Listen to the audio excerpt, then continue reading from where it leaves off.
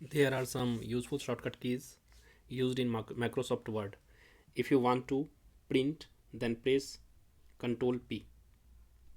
To save the file, press Ctrl plus S.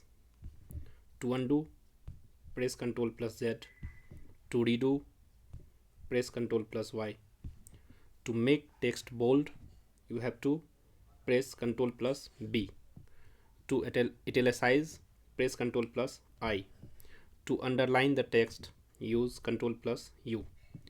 To copy, press Ctrl plus C. To paste, press Ctrl plus V. To cut the text, press Ctrl plus X.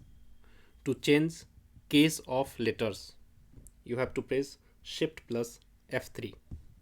To increase font size, press Ctrl plus Shift plus greater than. To decrease font size, press Ctrl plus Shift plus less than symbol. Thanks.